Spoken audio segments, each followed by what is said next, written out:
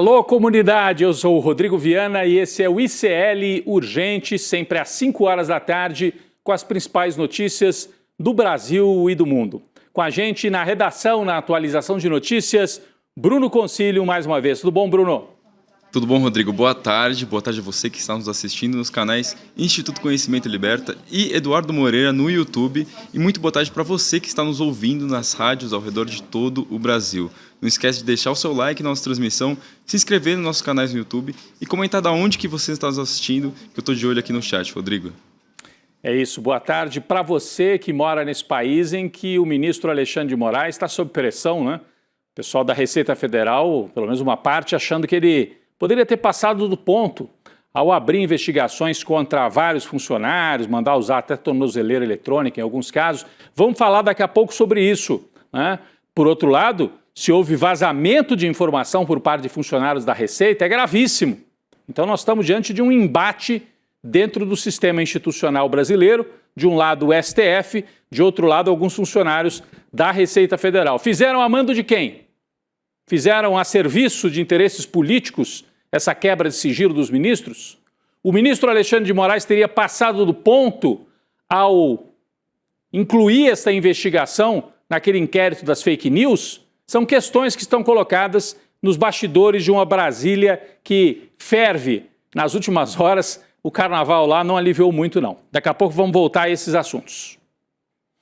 Uma segunda bomba nos penduricalhos, que são aqueles benefícios ou privilégios para altos funcionários no serviço público.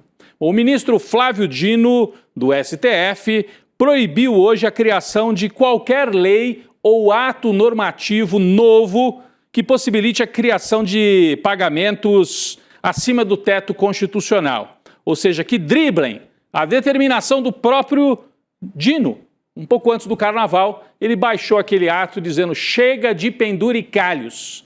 E aqui e ali começaram a aparecer iniciativas de que, ele está dizendo que ele tem que dar explicações sobre os penduricalhos. E se a gente fizer leis para legalizar aquilo que é imoral? Né?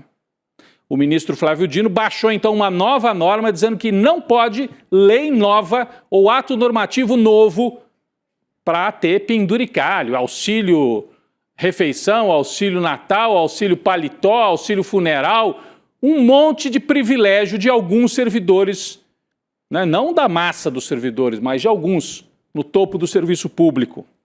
O limite para o salário de um funcionário público hoje é de R$ 46.300, que é exatamente o salário de um ministro do Supremo Tribunal Federal. Acima disso é furar o teto, não pode. Bruno tem outras informações sobre a determinação de hoje do ministro Flávio Dino. Bruno. Rodrigo, o ministro Flávio Dino disse ter feito uma reflexão complementar em relação à liminar inicial. Vale lembrar que no último dia 5, o Dino determinou a suspensão do pagamento de todos os penduricalhos ilegais no funcionalismo público. Além disso, o ministro avalia que é preciso evitar inovações fáticas ou jurídicas, porque isso poderia embaraçar deliberações que cabem exclusivamente ao STF. E tem mais, o Dino também lembrou que segue correndo o prazo de 60 dias para que os órgãos da administração pública de todos os níveis da federação publiquem as verbas remuneratórias e indenizatórias que utilizam, com a indicação específica das leis que as fundamentam, Rodrigo. Por último, a liminar de Dino está prevista para ser julgada no plenário do STF na próxima quarta-feira, Rodrigo.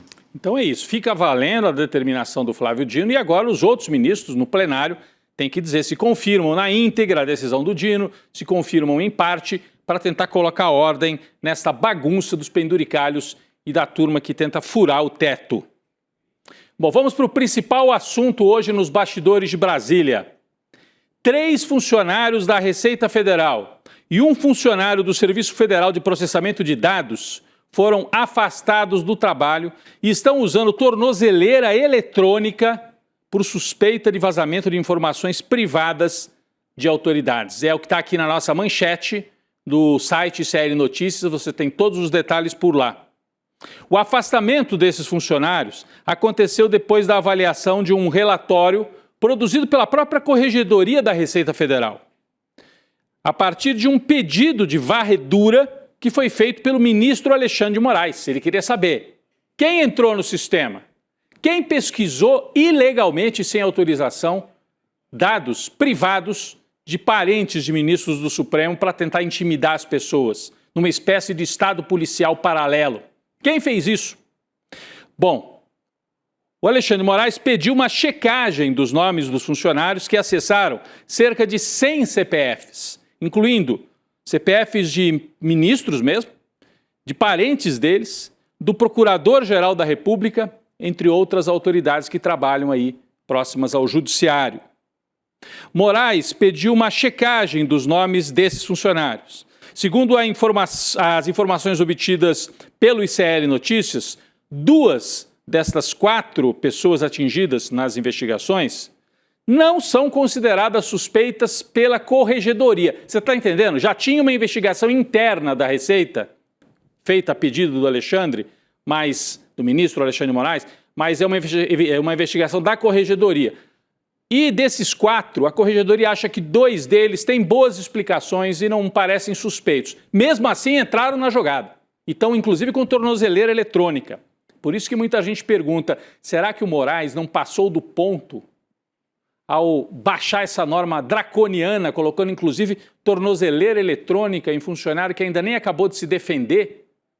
É uma dúvida que fica. Repito, por outro lado, é gravíssimo que tenham entrado no sistema da Receita para roubar ou para vazar dados de parentes dos ministros. O Bruno Concílio tem outras atualizações sobre essa investigação que envolve os funcionários aí da Receita. Bruno. Rodrigo, uma das investigadas pelo vazamento de dados de autoridades, negou as acusações em depoimento à Polícia Federal. A servidora da Receita, Ruth Machado, afirmou que não fez a consulta apontada pelo relatório da Corregedoria e apresentou provas para demonstrar que, no dia e horário indicados, ela estava em atendimento presencial na agência da Receita onde trabalha, no Guarujá, litoral de São Paulo. A Ruth ainda garantiu que jamais compartilhou login ou senha com terceiros. A servidora é investigada por suposto acesso a dados do advogado Viviane Barci, esposa do ministro Alexandre de Moraes.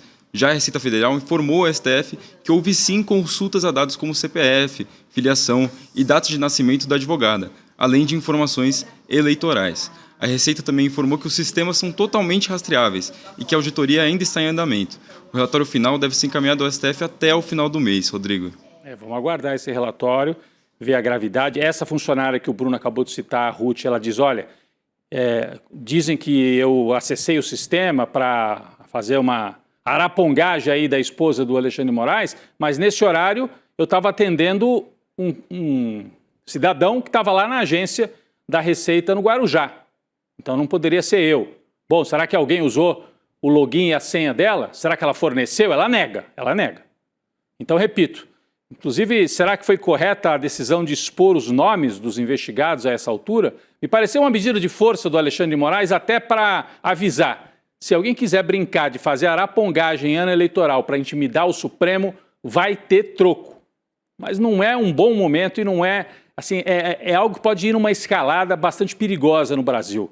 Eu vejo algumas pessoas no nosso chat até falando assim, vocês estão defendendo o lavajatismo? Ao contrário, quem me conhece sabe que, como jornalista, muito antes de estar aqui no ICL, combati juiz que usou a sua toga para cometer abuso.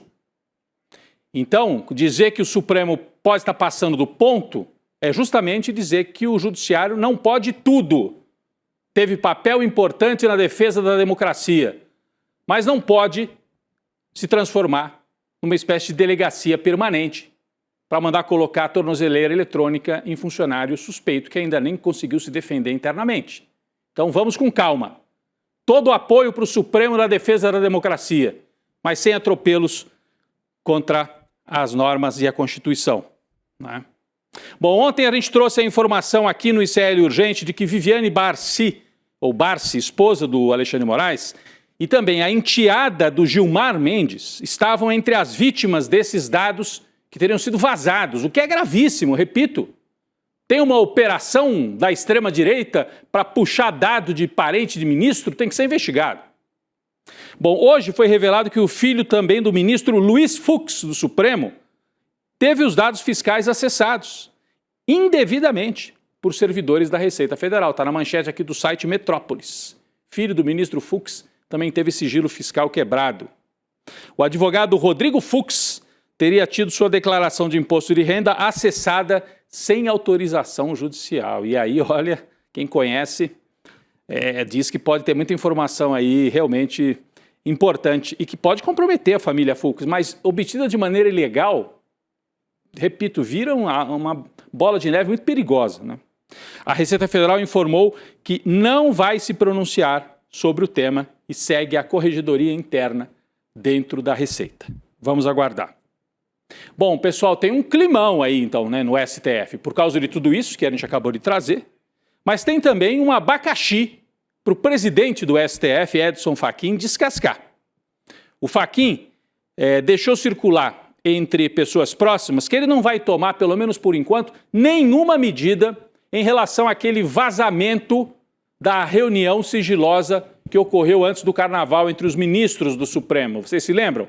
Foi naquela reunião em que eles, reunidos ali de maneira reservada, decidiram tirar o Toffoli da relatoria do caso Master. Bom, essa reunião vazou. E o Fachin está dizendo, por enquanto não vou abrir investigação. Caberia à Procuradoria-Geral da República, sim, providenciar qualquer medida em relação a esse assunto. O episódio poderia ser enquadrado como interceptação ambiental ilegal. Interceptação ambiental é quando você faz um grampo, mas não no telefone. Você coloca um equipamento, alguém pode ter levado na roupa, mas você pode também colocar numa sala próxima e consegue fazer a escuta ambiental ilegal. Os arapongas de serviço de inteligência do antigo SNI fazem isso a rodo em Brasília. Alguém pode ter feito, ou algum ministro pode ter gravado. Os ministros presentes na reunião desconfiam que Dias Toffoli poderia ter gravado o encontro, né, e depois cedido essas gravações para o site Poder 360, que divulgou trechos literais do que aconteceu na reunião. Todos os áudios que acabaram sendo vazados são bastante favoráveis ao Toffoli, por isso que se desconfia que ele vazou só aqueles trechos que lhe interessavam.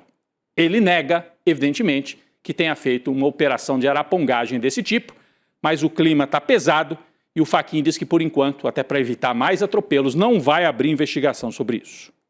Bom, a gente falou, o Toffoli se afastou da investigação do caso Master. Vamos falar, então, desse caso. Amigos muito próximos.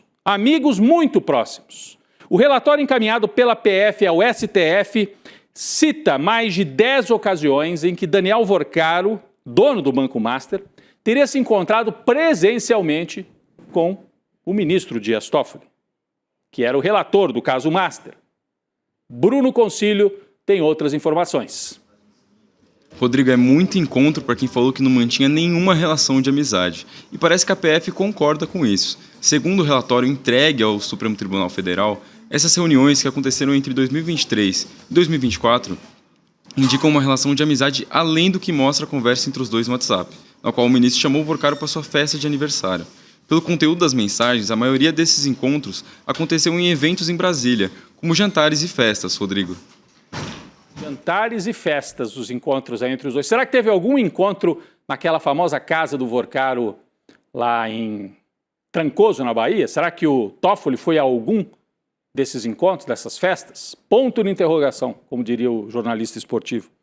Ponto de interrogação. O Toffoli, esses encontros incluem idas à casa de Trancoso, que pertencia ao Vorcaro? É uma dúvida. Bom, ainda no caso Master, banco que foi liquidado, o Vorcaro vai abrir a boca, hein? O depoimento do dono do Banco Master foi antecipado para a próxima segunda-feira, dia 23, às 16 horas, na CPMI do INSS no Senado Federal. O anúncio foi feito pelo presidente da CPMI, o senador Carlos Viana, que é do Podemos de Minas Gerais. No dia seguinte, na terça-feira, dia 24, o Vorcaro vai prestar esclarecimentos numa outra comissão, Comissão Permanente de Assuntos Econômicos do Senado. Temos o Bruno aqui para... eu achei que tínhamos informação extra aqui, mas é isso mesmo. Então, no dia seguinte, na terça, um outro depoimento do Vorcaro, aí sim na Comissão de Assuntos Econômicos, presidida pelo senador Renan Calheiros. Então, segunda e terça da semana que vem, o Vorcaro abre a boca no Senado. Certamente vai controlar o tipo de informação que vai vazar. Ele tem bombas de todo lado para explodir. Ele não vai entregar todos ao mesmo tempo. Talvez dê sinais do que ele tem, porque ele espera ser salvo. Então, se ele mostra que ele tem muita munição, ele vai ter aliados que podem tentar salvá-lo. Se ele queima alguns desses, fica mais difícil. Você salva. Tem estratégia, tem gestor de crise atuando do lado do Vorcaro e ele começa a agir publicamente nesses depoimentos no Senado Federal. Bom, o fato é que o filme do Toffoli, como a gente dizia antigamente, está queimado, hein? O filme queimou. Está queimado com aliados, o filme do Toffoli, com outros ministros do Supremo, e o filme dele está queimado também com o presidente Lula, que foi o responsável por indicar o Toffoli ao cargo em 2009.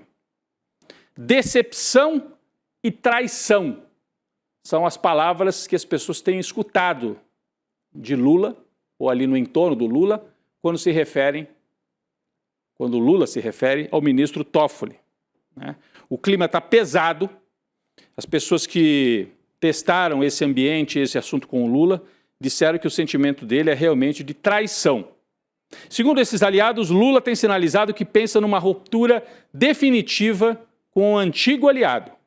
O Bruno Concílio, agora sim, tem mais informações sobre esse bastidor lá de Brasília. Bruno. Rodrigo, é isso mesmo. O presidente Lula tem afirmado que considera a atuação de Toffoli uma traição altíssima.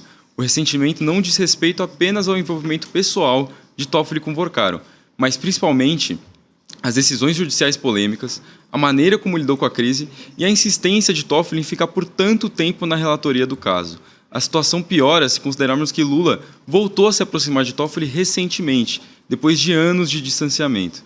A primeira ruptura entre o presidente e o ministro aconteceu quando Lula ainda estava preso e Toffoli proibiu Lula de participar do velório do irmão dele.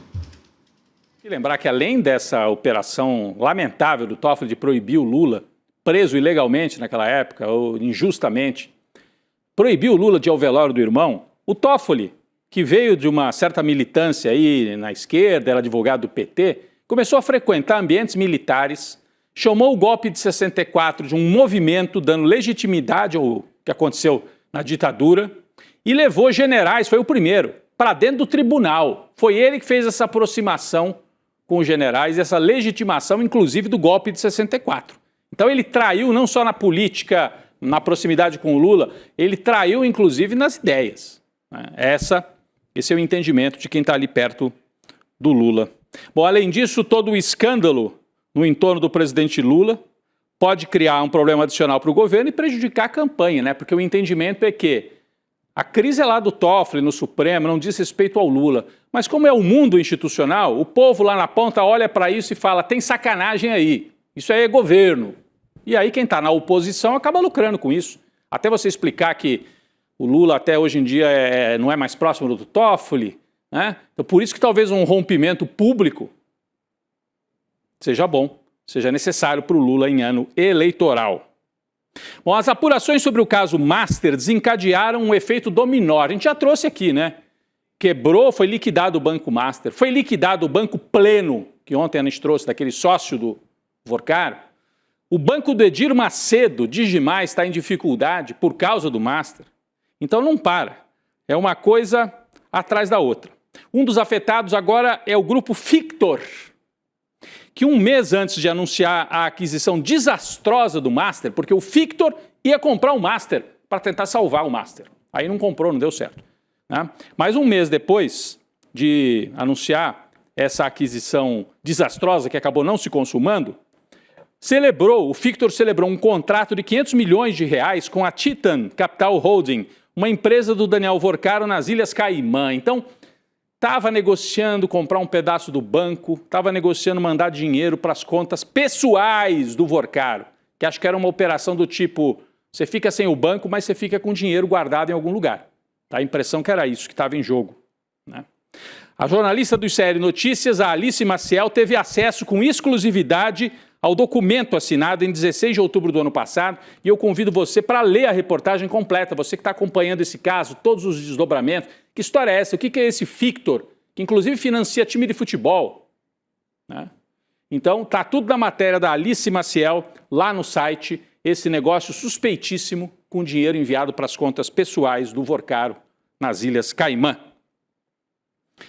Chega de mamata, e aí a gente vira a página. Chega de mamata. A servidora pública Rebeca Ramagem lembra?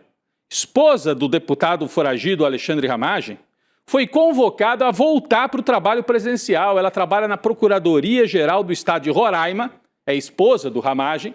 O Ramagem foge do Brasil, vai para os Estados Unidos e a esposa abandona o emprego, pede primeiro férias, depois uma licença e fica por lá. Está nos Estados Unidos, teria que trabalhar na Procuradoria de Roraima, né? Ela está morando com o marido desde setembro do ano passado nos Estados Unidos, depois que a família fugiu para evitar a prisão de Ramagem. Teve prisão decretada. O ex-deputado foi condenado a 16 anos de cadeia pela participação na trama golpista e o Bruno tem outros detalhes sobre essa convocação da esposa dele. Volta para trabalhar, né, Bruno? Rodrigo, é isso mesmo. Como era de se esperar, o casal foragido não ficou nada feliz com o ultimato. A Rebeca Ramagem foi para as redes sociais reclamar que trabalha de forma remota desde 2016, que não precisava bater ponto presencial. A advogada ainda justificou que 1/3 dos procuradores trabalham no formato home office e que, portanto, essa obrigação de voltar para o presencial no Brasil é arbitrária e desproporcional. Por fim, Rebeca ainda disse estar sendo perseguida e que o objetivo do procurador do Estado é prejudicá-la e destruir a dinâmica da família dela. Como se não tivesse mais nada para fazer, né, Rodrigo? Não, Bruno, como se não fosse um pouquinho diferente a história. Ela trabalha numa procuradoria, trabalha com ambiente jurídico. O marido dela está condenado e foragido. Ela acha mesmo que um órgão do Estado de Roraima, mas do Estado, tem que dar apoio a ela para que ela fique ao lado do foragido da justiça? Aí seria um pouco demais. E, além de tudo, ia continuar ganhando sem trabalhar? Não dá. Mas é que os bolsonaristas acham que podem tudo e agiram assim durante um certo tempo aqui no Brasil. Atenção, informação importante aqui do nosso vizinho. Greve geral na Argentina. A paralisação foi convocada pela CGT, Confederação Geral do Trabalho, maior central sindical argentina, que vem desde a época do Perón. É um órgão sindical com muita tradição. Os manifestantes protestam contra a reforma trabalhista, lembram? O Temer fez aqui no Brasil, o Milei está fazendo igual lá agora. A reforma trabalhista foi enviada pelo governo Milei ao Congresso. Foi aprovada já no Senado na semana passada. A data da greve, a gente tem imagens dos trabalhadores na rua, algumas manifestações, mas o principal é que o país está parado, principalmente a capital, Buenos Aires. Então o Senado já aprovou e a greve é simbólica porque hoje a Câmara, é como no Brasil, precisa passar no Senado e na Câmara. A Câmara dos Deputados lá da Argentina também tem que aprovar para valer esta reforma trabalhista. O texto pode sofrer alterações na Câmara em relação ao que foi aprovado no Senado argentino, mas é considerado uma das maiores mudanças na legislação trabalhista desde a ditadura militar argentina na década de 70. O Bruno tem mais informações sobre isso. Rodrigo, a paralisação começou na madrugada de hoje e vai durar 24 horas. Ao todo, 13 sindicatos participam da greve em oposição à reforma trabalhista. O metrô, os trens e parte das linhas de ônibus não estão funcionando. E, além disso, mais de 350 voos foram cancelados, inclusive voos para o Brasil e do Brasil para a Argentina. A reforma é considerada por esses setores como um retrocesso nos direitos trabalhistas. Os principais pontos de protesto são flexibilização da jornada de trabalho, permitindo até 12 horas diárias, restrições ao direito de greve em serviços essenciais, exigindo funcionamento mínimo de 50%, flexibilização nos contratos de trabalho que facilitam demissões e mudanças nas regras de férias, Rodrigo. A gente lembra bem que o Temer, quando deu o golpe e assumiu, ele foi no coração ali do sistema sindical brasileiro, porque ele sabia que tinha que enfraquecer, derrotar os sindicatos para conseguir governar, ele que não tinha legitimidade das urnas. E o Milei está fazendo algo parecido. Ele sabe que para não permitir que o peronismo volte, tem que atacar no coração os sindicatos e a organização dos trabalhadores lá na Argentina. Eu conversei agora à tarde com pessoas lá em Buenos Aires, jornalistas e tal, que me disseram o seguinte: na capital federal e ali no entorno, na província de Buenos Aires, o movimento é fortíssimo. A gente até vê nas imagens pouca gente na rua e fala, pô, tá fraco. Não, é o contrário. Como tem todos os meios de transporte estão parados, tem pouquíssima gente na rua. Então ele falou, tá parecendo um domingo, aquela hora que não tem ninguém na rua. Tá tudo parado, Buenos Aires, capital, e as cidades ali no entorno, na grande Buenos Aires. Nas províncias, a greve não é tão forte. Ele falou que quem tem carro e quem é contra o movimento sindical, foi trabalhar usando o seu carro. E que há um clima forte na Argentina de rejeição a isso, porque a classe média começa a sentir os efeitos do ajuste do Milei, começa a haver desemprego nos setores médios, que nem são peronistas, mas estão sentindo que esse modelo do Milei é para pouquíssimos lucrarem e para a maioria ser mandada para uma situação de miséria ou de pobreza. Pessoal, ainda no noticiário internacional, o ex-príncipe Andrew, irmão mais novo do rei Charles, deixou a prisão agora há pouco, após 11 horas de detenção. O Andrew, que está aí nessa foto no telão, ele foi preso sob suspeita de má conduta em cargo público e por causa do envolvimento dele, a parceria criminosa que ele mantinha com Jeffrey Epstein. As autoridades apuram denúncias de que o Andrew teria repassado documentos confidenciais do governo britânico ao falecido criminoso sexual Jeffrey Epstein, que por sua vez entregaria mulheres num esquema de tráfico internacional sexual para o príncipe, que deixou de ser príncipe, né? Deixou de ser príncipe. Em comunicado oficial, o rei Charles disse que recebeu a notícia com profunda preocupação. É bom lembrar que em outubro a família real destituiu o Andrew de todos os seus títulos reais e expulsou o Andrew da residência real. Andrew foi preso hoje, no dia do aniversário dele de 66 anos. Presentão aí de aniversário para esse sujeito que era amigo do Jeffrey Epstein. Ainda falando de parceiros de Epstein, da turma da conspiração dos pedófilos internacionais. Vamos falar do presidente dos Estados Unidos, Donald Trump. Ele disse que nos próximos dias o destino do Irã será selado, seja por meio de uma negociação ou por meio da guerra. A fala, que não é uma fala, é uma ameaça explícita de guerra, foi feita durante a abertura da primeira reunião do Conselho da Paz, que na verdade deveria ser o Conselho da Guerra, né? Mas é um órgão criado como um organismo paralelo à ONU, teoricamente para supervisionar a transição de poder na faixa de Gaza, mas é a tentativa do Trump de fazer uma ONU particular. O presidente Lula foi convidado, mas não respondeu se vai comparecer. Começou hoje o encontro, mas vai rolar durante mais alguns dias. Vamos ver exatamente o que o Trump disse em relação ao Irã? Está aqui, ó, a gente tem aqui um quadro com a fala, abre aspas, talvez tenhamos que dar mais um passo, talvez não. Talvez cheguemos a um acordo. Provavelmente vocês saberão nos próximos 10 dias. Precisamos chegar a um acordo, caso contrário, coisas ruins acontecerão e tropas estão sendo deslocadas para o Oriente Médio. Vamos ficar de olho nisso. Enquanto o Milei, por exemplo, está indo lá se encontrar com o Trump, o Lula está na Índia. O presidente brasileiro fez um ataque hoje na Índia contra a dominação das Big Techs e defendeu que a governança da nova era tecnológica ocorra na ONU e não no conselho aí do Trump. Lula participou da cúpula de impacto sobre a inteligência artificial organizada pelo governo indiano. Vamos ver o que disse o presidente brasileiro. Elas impactam positivamente a produtividade industrial, os serviços públicos, a medicina, a segurança alimentar e energética e a forma como conectamos uns com os outros. Mas também podem fomentar práticas extremamente nefastas, como o emprego de armas autônomas, discurso de ódio, desinformação, pornografia infantil, feminicídio, violência contra mulheres e meninas e precarização do trabalho. Conteúdos falsos manipulados por inteligência artificial distorcem processos eleitorais e põem em risco a democracia. Os algoritmos não são apenas aplicações de códigos matemáticos que sustentam o mundo digital. São parte de uma complexa estrutura de poder. Sem ação coletiva, a inteligência artificial aprofundará desigualdades históricas.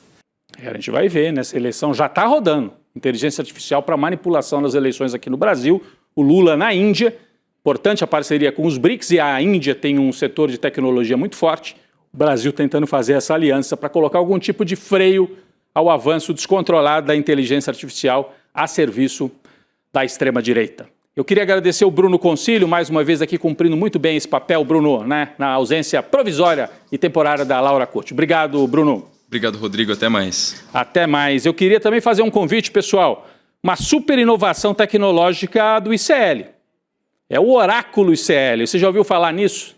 Eu queria convidar você para entender melhor o que é essa ferramenta que o ICL vai lançar no próximo dia 26 de fevereiro, às 8 horas da noite.